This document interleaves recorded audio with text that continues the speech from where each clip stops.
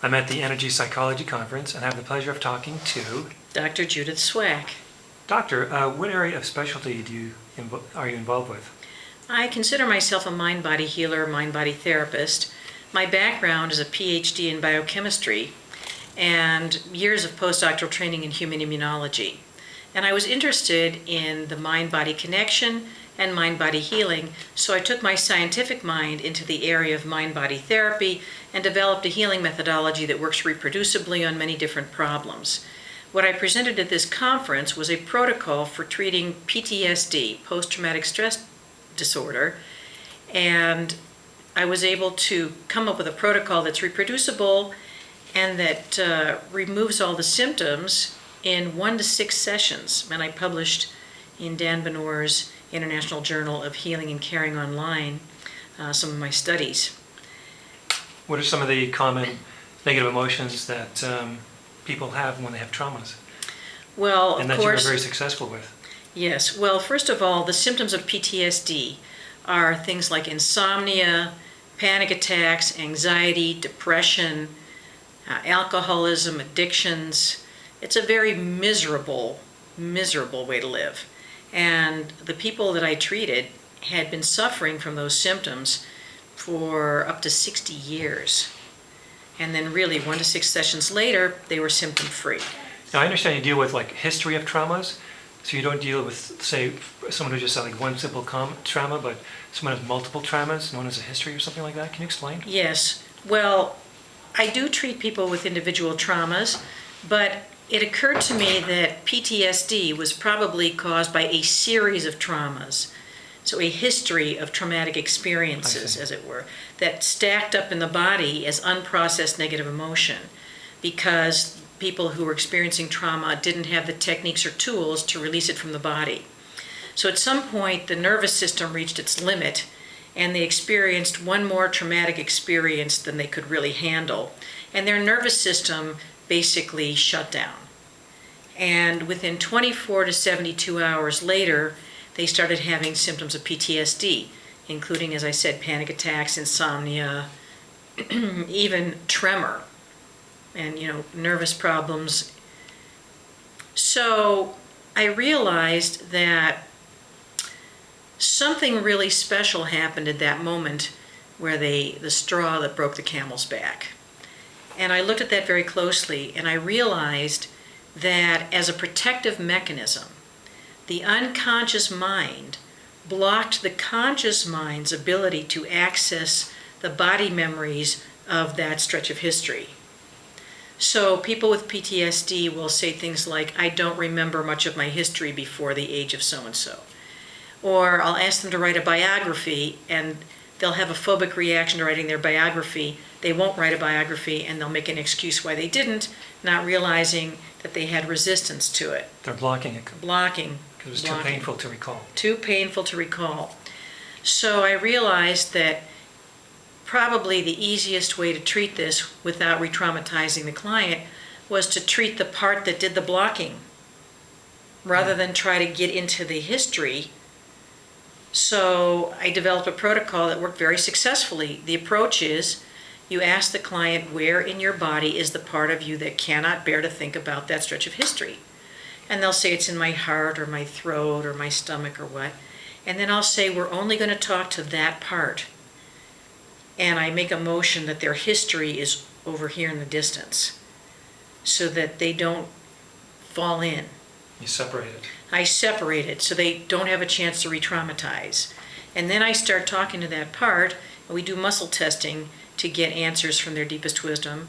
And we muscle test and ask that part directly, when you think about that stretch of history over there, far away, do you have any shock or fear when you look at that stretch of history? And that part of them will say, yes, I have shock and fear.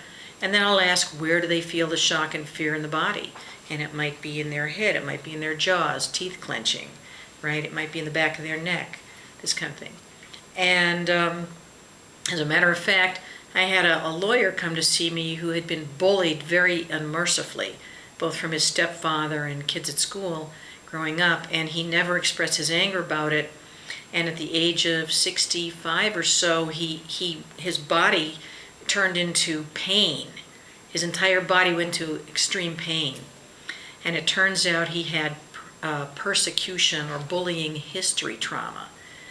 And so we actually asked, where is that part that can't bear to think about your history? And it was his whole body clenching. His whole body clenched. So we treated the clenching reaction. And the techniques that we use are from energy psychology. So meridian tapping techniques like EFT, where you tap around here, or Hui, where you hug yourself and tap alternating on your biceps, and or JMT technique, Jaffe-Malor technique, where you tap down the spine while the client breathes in, breathes out, puppy pants, just to release the trauma memory from the autonomic nervous system and drain all the built-up stress that's really stuck in the body. So when we have a trauma, not only do you have shock and fear, but this part, when it looks at that stretch of history, also feels anger and rage, do you think? And hurt and pain. No surprises there. Sadness and sorrow, right. And then it could have shame and guilt, right? And feelings that whatever happened there was my fault, or it was other people's fault, or it was God's fault. Now, if they look at that stretch of history, and this part of them feels that because of that series of experiences, they lost really important aspects of their life, like their sense of safety, or their sense of self-confidence, or their ability to trust, or their childhood. They felt they lost their childhood or their joy, because depression is a major symptom of PTSD. Then, we treat for recovering those feelings that they lost. And what's really interesting is on a loss trauma, after you do the major emotions, you have limiting beliefs. Beyond, it's my fault because other people's fault, God's fault.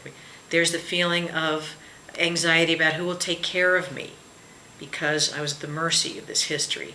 And I'm powerless and helpless. I have no control over what was going on. And I'm bad, unlovable, unwanted, undeserving, unworthy. Terrible self-esteem erosion there. And then if you have a lot of losses, you feel empty. As a matter of fact, when people feel empty, it's such an intense feeling that they sometimes mistake it for physical hunger, and people will gain weight. So there's the addictive patterning, right? And then there can be other negative emotions, and the anticipatory fear that the negative thing will happen again, so there's a sort of protective clenching and whatnot. But it takes about an hour and a half to treat the part that blocked all the memories by checking, all the aspects of the trauma and releasing them with the right technique. It takes about an hour and a half to 3 hours. And interestingly enough, I typically see a dramatic change in symptoms after the first treatment. Really? What are some of the most traumatic situations you've worked with in terms of a person's trauma? Well, I see early childhood neglect and abuse history trauma. I'm sorry to say that's common. I'm very sorry to say that's common. And again, 1 to 6 treatments, more or less? Oh yes, same thing. Same thing. I see people who have had very violent histories, sexual abuse history trauma. War veterans? Veterans, absolutely. Bodies hate getting shot at, really. Bodies object to that. So we have military history trauma. I see people who have medical history trauma, being treated for cancer or an autoimmune disease that causes erosion of the body over time is stressful on a daily basis. Can even be brutal. Treatment very, very harsh on the body. So they can have treatment trauma, right? Okay. Now you've got certain techniques that are useful in rectifying this.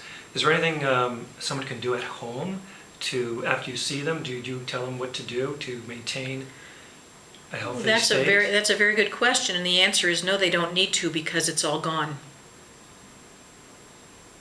Yes, when I say we clear it, I mean we make it gone. It's all gone. They don't have to change their diet or anything else? No. Obviously, they would see things change in their life. Oh, yeah, they People see they hang out tremendous with? changes. Oh, yes, they Such see as? tremendous. Yes, the Vietnam veteran that I published on, who was 100% disabled and had brain injury, he quit smoking cigars pretty much after the second session, just cold turkey. On his own, you didn't On his instruct own, him, nope, just nothing. Mm-mm. decided on his own. After the first session, the insomnia went away. And not only that, but he had bought a house from a woman who continued to live in the house after he bought it from her. She was not a relative, she was not a girlfriend, she just lived in the house. And she didn't pay him rent, and she just took advantage of him. And after the first session, he went home and threw out. Not only that, he had severe brain damage because he'd been shot through the head and had several brain surgeries and whatnot.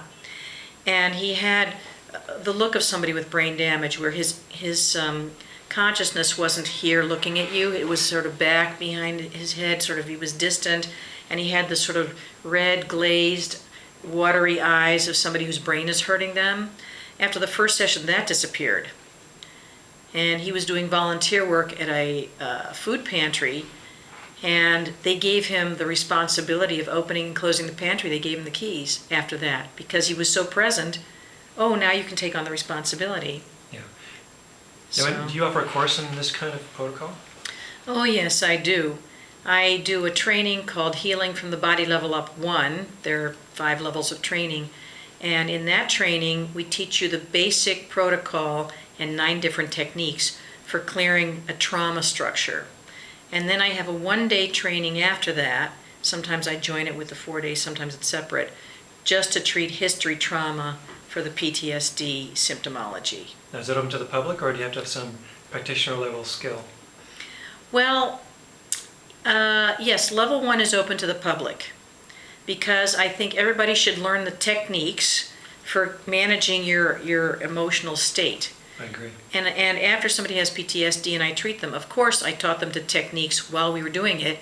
And I tell them, when you go home, if anything traumatizes you in the future, treat yourself immediately so you don't collect, you don't accumulate, right? So I do empower them forward, but everything we've treated up till now is gone, but we don't want to accumulate forward, Great. right? Okay, very, very interesting material here. Oh, thank you. For more information, your website, contact info. Right, my website is www.hblu.org. That's short for Healing from the Body Level Up, hblu.org. And my email is judith@hblu.org. Good. Now, where are you located? I'm located in the greater Boston area, Okay. and I also work by video Skype and by phone with people all over the world, actually. You can do the same thing you just did in this interview Yes. over Skype or over the phone. Absolutely. Because the techniques themselves are self-administered.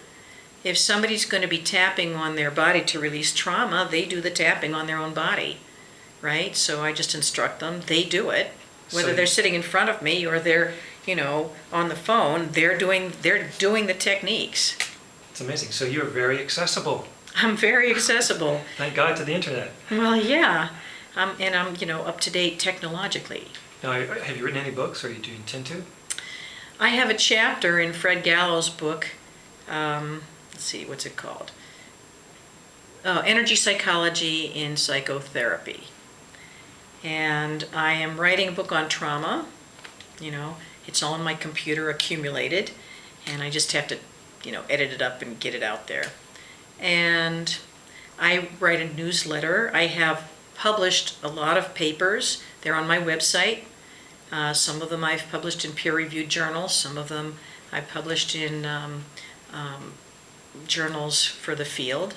And I have a lot of content on my website. Great. Your website again is www.hblu.org.